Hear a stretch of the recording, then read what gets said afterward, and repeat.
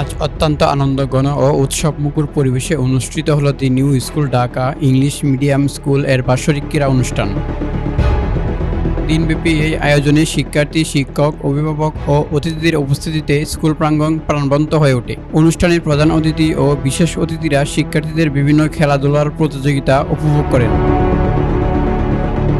দৌড়, long jump, relay race সহ নানান ধরনের খেলায় শিক্ষার্থীরা উৎসাহ ও উদ্দীপনার সঙ্গে অংশগ্রহণ করেন। অনুষ্ঠান শেষে বিজয়ী শিক্ষার্থীদের মাঝে পুরস্কার বিতরণ করা হয়। এ সময় বক্তৃতায় স্কুলের প্রিন্সিপাল ডক্টর সজীব আহমেদ বলেন, খেলাধুলা শিক্ষার্থীদের শারীরিক ও মানসিক বিকাশে গুরুত্বপূর্ণ ভূমিকা রাখে। তিনি শিক্ষার্থীদের পড়াশোনার পাশাপাশি খেলাধুলায় নিয়মিত অংশগ্রহণের আহ্বান জানায়। Like every child knows the other. When a child comes to the campus, they think they are in another family.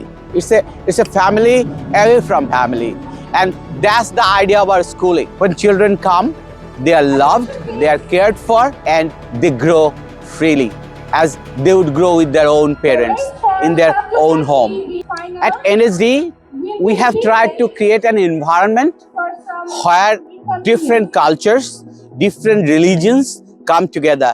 Even we have a few international students, and when they are with us, they become just one of us.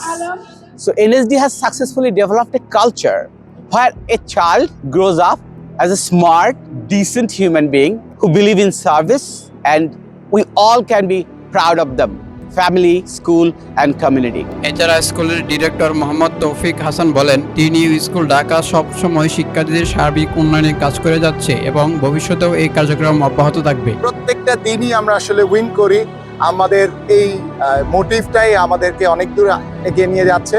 আশা করব আমরা সবাই একসাথে grow করব এবং বাংলাদেশকে এগিয়ে নিয়ে যাব। সবশেষে মনোজ্ঞ পরিবেশে অনুষ্ঠানটি সফলভাবে সম্পন্ন হয়।